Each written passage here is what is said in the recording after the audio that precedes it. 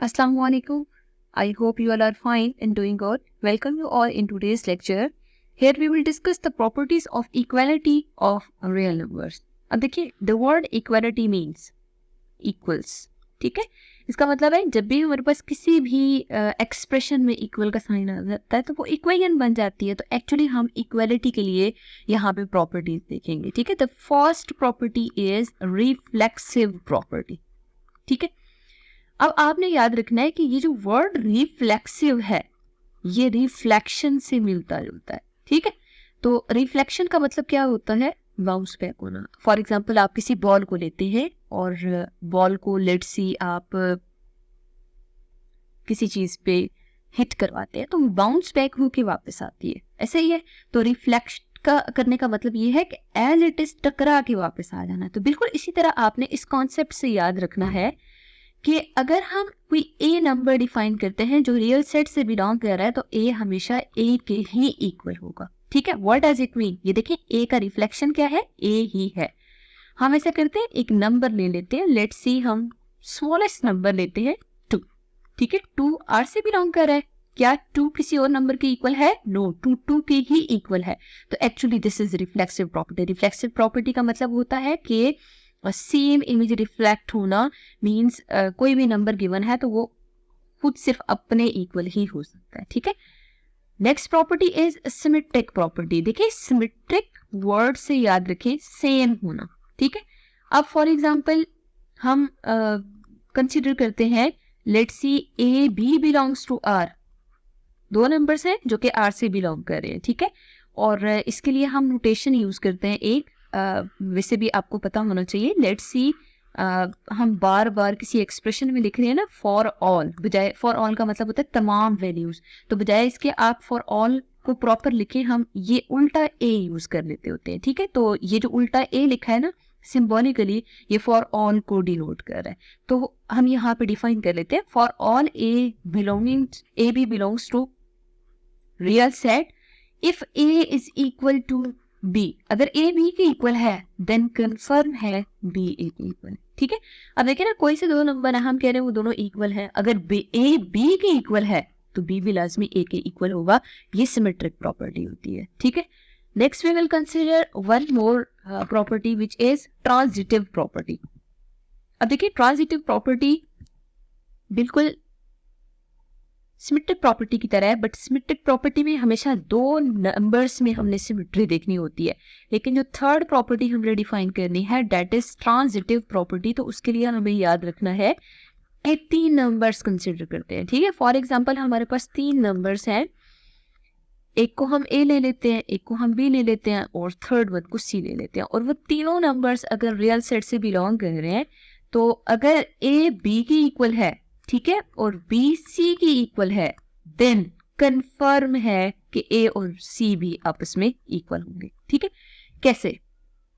इसके लिए एक फिजिकल एग्जांपल आपसे डिस्कस करती हूँ, आपको ज्यादा क्लियर हो जाएगा. लेट्स सी मैं आपसे कहती हूँ कि एक स्टूडेंट हसान है और एक स्टूडेंट वलीद है. ठीक है, हसान के भी मैथ्स में 50 मार्क्स है, वलीद के भी मैथ्स में 50 मार्क्स हैं. ठीक है, क्या हसान और वलीद के मार्क्स इक्वल हैं? यस. अब देखिए ये जो 50 वर्ड है ना, 50 न्यूमेरिक वैल्यू, आपको फॉर एग्जांपल ये पता हो जैसे हसान के भी 50 मार्क्स हैं, वलीद के भी 50 मार्क्स हैं. अगर ये दोनों सेम है तो मुझे ये बताएं कि हसान और वलीद के मार्क्स इक्वल है? यस. सेम यहाँ पे कॉन्सेप्ट यूज करें. देखिए ए बी की इक्वल है, बी सी की इक्वल है. दोनों में रिपीट क्या हो रहा है? बी रिपीट हो रहा है ना. जो चीज रिपीट हो रही है उसको बीच में से स्किप कर दें. लाजमी है कि ए सी की इक्वल होगा. ठीक है, जब हमने यहाँ लिखा है ना तो हम कैसे लिख रहे हैं? जैसे मार्क्स ऑफ हसान लिख ले और इसी तरह मार्क्स ऑफ वलीद लिख ले. ठीक है, मैं आपसे कहती हूँ हसान के मार्क्स भी 50 है, वलीद के मार्क्स भी 50 है. इस 50 को स्किप कर दें जो वैल्यू सेम है. क्या हम कह सकते हैं कि मार्क्स ऑफ हसान और मार्क्स ऑफ वलीद इक्वल है? यस, दोनों इक्वल है. ठीक है, तो ट्रांजिटिव प्रॉपर्टी 3 नंबर्स में होती है और वो यही है कि अगर बी और ए आपस में इक्वल है और बी और सी आपस में इक्वल है, लाजमी ए और सी भी इक्वल होंगे. ठीक है, फॉर एग्जांपल हम कोई न्यूमेरिक वैल्यू यहाँ पे कंसिडर कर लेते हैं. लेट्स सी मैं आपसे कहती हूँ ए भी 50 की इक्वल है और 50 बी की इक्वल है. ठीक है, तो ये वैल्यू बीच में 50 रिपीट हो रही है ना. अगर 50 रिपीट हो रहा है तो आप 50 को स्किप कर दें, डायरेक्ट लिख लें ए और बी भी इक्वल है. Next property is additive property. देखिए वर्ड एडिटिव से ही हमें क्लियर है कि हमने यहाँ पे कुछ ऐड करना है, ठीक है। अब देखिए लेट्स सी, हम कोई से दो नंबर्स लेते हैं, हम कहते हैं वो दोनों इक्वल हैं, ए और बी इक्वल हैं। अगर ए बी और सी बिलोंग करते हैं रियल सेट से, ए और बी आपस में इक्वल है, तो जब आप किसी सी तीसरे नंबर को दोनों साइड पे ऐड अप करेंगे तो आंसर हमेशा सेम रहेगा, ठीक है। कैसे? हम एक एग्जांपल कंसीडर करते हैं, देन हम फिजिकल प्रॉब्लम के थ्रू भी डिस्कस करते हैं, मतलब उसके रियल लाइफ एग्जांपल भी देख लेते हैं एडिटिव प्रॉपर्टी की क्या है। ऐसे करते हैं 2, 3 और 2, कोई से रियल नंबर्स हम बिलोंग कर लेते हैं, ठीक है। अब देखिए लेट्स सी 2 और 2 इक्वल है, जरा आप इसमें भी 3 ऐड अप कर लें और इस साइड पे भी 3 ऐड अप कर लें, लाजमी है कि आंसर 5 और 5 इक्वल ही रहेगा, ठीक है। इसकी एग्जांपल जो है वो फिजिकल बैलेंस की एग्जांपल है। आपने फिजिकल वेट बैलेंस देखा होगा जिसको हम तराजू कहते हैं, ठीक है। अगर फॉर एग्जांपल हम उस फिजिकल बैलेंस को प्रॉपर बैलेंस कर देते हैं, ठीक है। लेट्स सी एक साइड पे 5 kg मैंगोज हैं और एक साइड पे 5 kg वेट पड़ा है, ठीक है। तो आपने देखा होगा कि वो दोनों इक्विलिब्रियम स्टेट में होते हैं, मतलब जो वेट बैलेंस है वो मूव नहीं करता, एक इक्विलिब्रियम स्टेट में होगा क्योंकि दोनों साइड पे 5 kg वेट पड़ा हुआ है। लेकिन लेट्स सी मैं आपसे कहती हूँ कि दोनों में आप 5 kg वेट और एड अप कर दें, ठीक है। तो जब आप दोनों पेन्स में 5 kg वेट एड अप करेंगे तो आप देखेंगे वो जो इक्विलिब्रियम स्टेट है वो मेंटेन रहेगी। लेकिन अगर आप एक साइड पे कम एक साइड पे ज्यादा वेट लेते हैं तो वो हमेशा बैलेंस नहीं रहेगा, ठीक है। Next property is cancellation property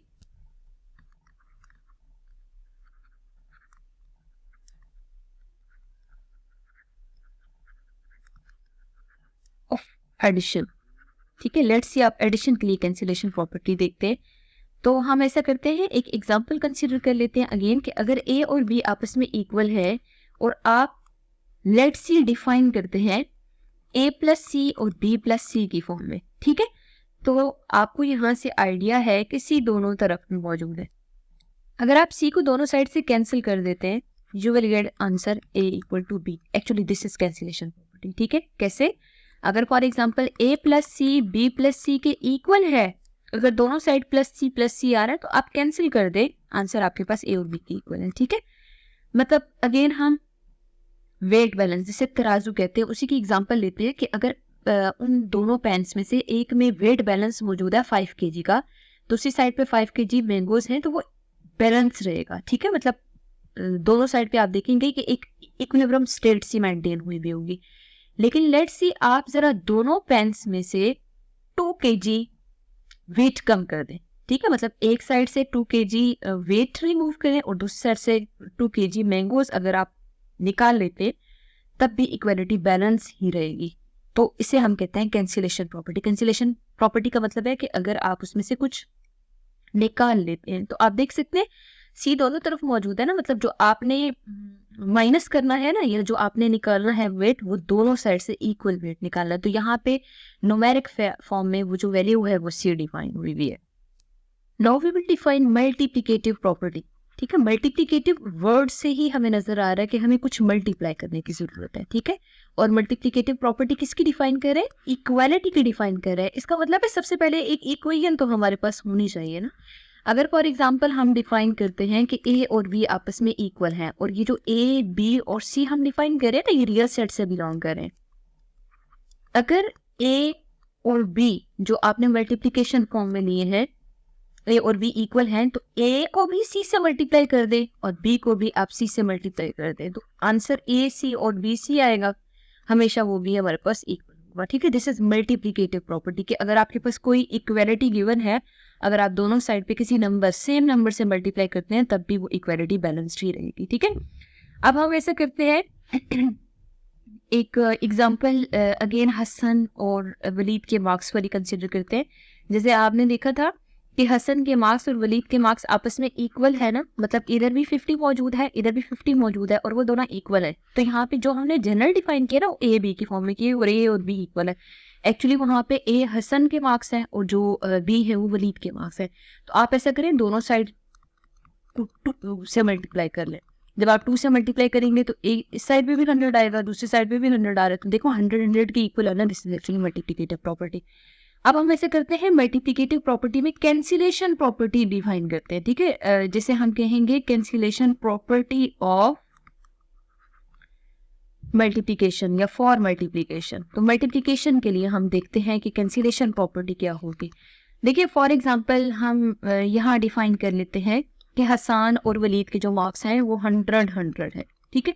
अगर आप इन 100 को डिवाइड कर लेते हैं किसी सेम नंबर से, लेट्स सी 2 से डिवाइड कर लेते हैं, तो आप देख सकते हैं यहाँ पे 2 से डिवाइड करने से 50-50 आंसर आ रहा है। तो एक्चुअली हमने क्या किया, यहाँ पे 2 से डिवाइड किया है ना। तो कैंसिलेशन प्रॉपर्टी यही है कि अगर फॉर एग्जांपल आपके पास कोई भी इक्वलिटी गिवन हो, लेट्स सी ए सी और बी सी गिवन हो, ठीक है।